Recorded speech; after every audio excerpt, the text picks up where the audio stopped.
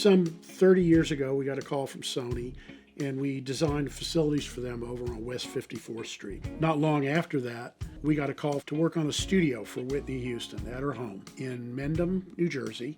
She wanted a studio to put in there because she was having trouble working in the city. She really didn't want to be so exposed to people when she works. We conceived this where there was an existing house on the property. We had a control room that was placed in part of the existing building, and then adjacent to that we created a new clear-story building. This studio was designed primarily for her to sing in, but was also perfectly capable of tracking, full rhythm sections, small string dates, brass, percussion, but it was primarily designed for her. Part of it was just making it comfortable for her. She liked to sing in her stocking feet. And so you can see in the studio, we have a hand-picked slate floor. She loved the color purple, so it was a hand-picked cast purple floor, and it was heated. As long as I've known Russ, the Whitney Houston studio story has been one of the highlights of his career. But the studio and the story of his interaction with Whitney and Bobby and the whole family, he's always held that near and dear to his heart. I've been hearing your heartbeat inside of me. Keep your photograph beside my bed. Living in a world of fantasy, I can't get you out of my head. I've been waiting for the phone to ring all night. Why you wanna make me feel so good? Got a love of my own, babe. I shouldn't get so hung up on you. I remember the way that we touched. I wish that I didn't like it so much. Yeah. 30 years later, I get a call on the phone. It's a message. This is Hal. You don't know me, but I think you're going to want to talk to me. Give me a call.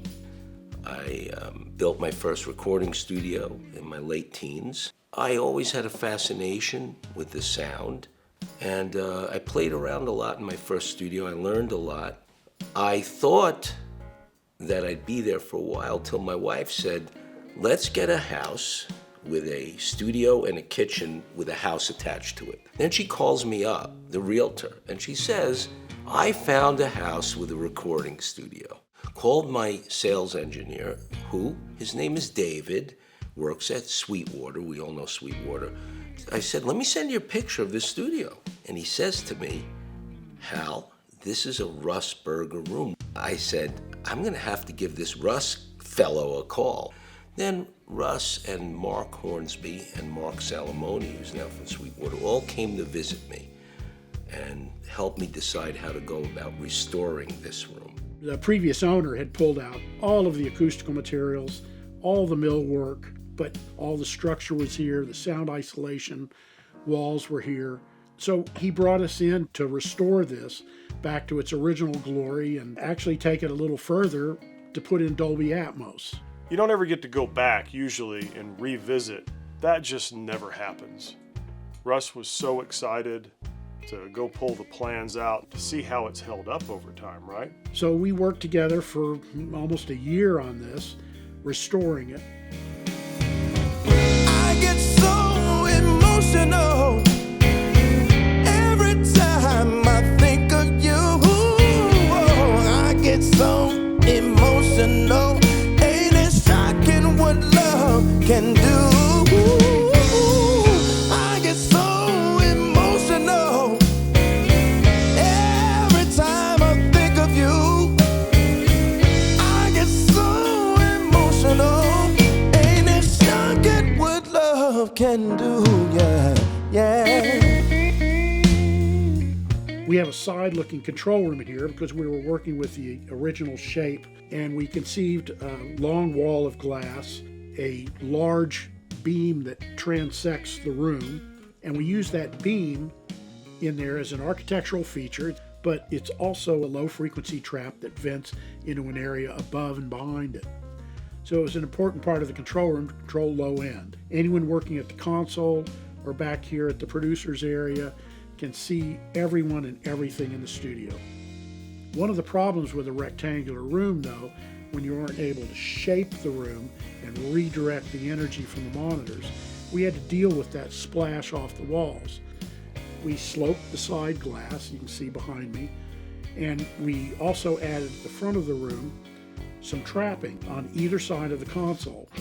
And there are a series of 3 traps that are put together in an echelon that interrupt the low frequency energy to disrupt that from its reflections off the sidewalls. Again, this was a custom solution that we developed for this project.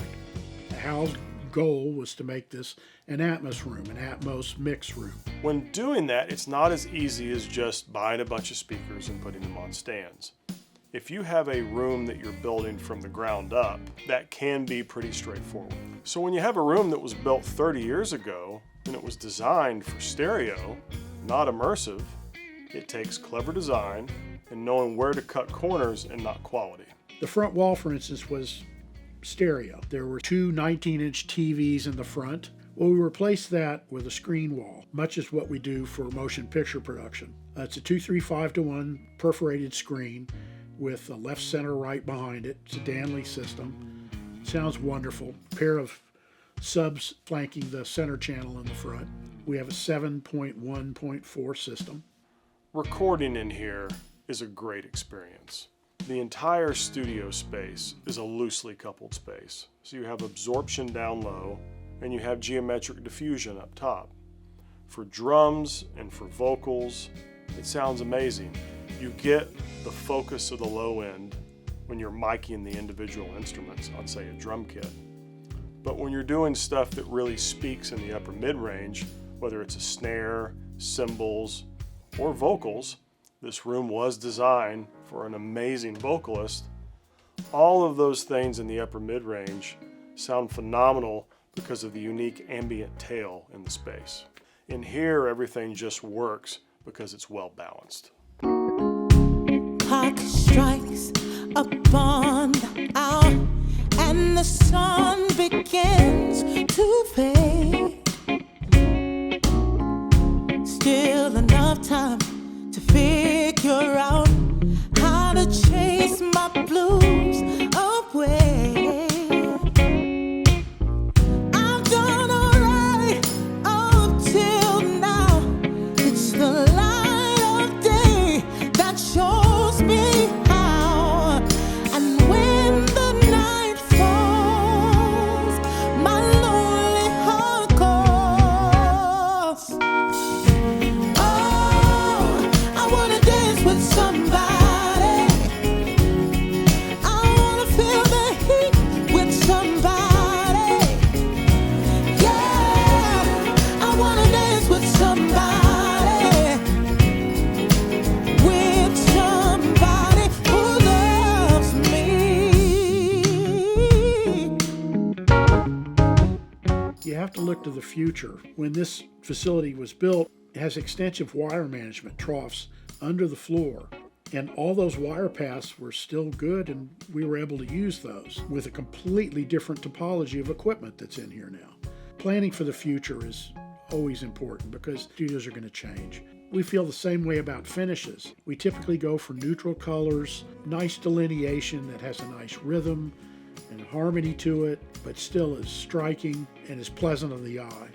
One of the comments that keeps getting made when people see this studio is, wow, what a great new looking studio. But it's not a new studio. It's 30 years old. We've just come in and updated some things. So in that sense, it really is timeless. So now, the journey begins. New clients, new work, and the clients that are coming in are fantastic. I was always worried about who's gonna come in, who's gonna come in. This room just naturally attracts the best of the best. Don't you wanna dance? Oh, with me, baby. Oh, don't you wanna dance? Ooh, with me, boy. Oh, don't you wanna dance? Hey, yeah, yeah, yeah. With somebody who loves me. Don't you wanna dance? Yeah, yeah, yeah.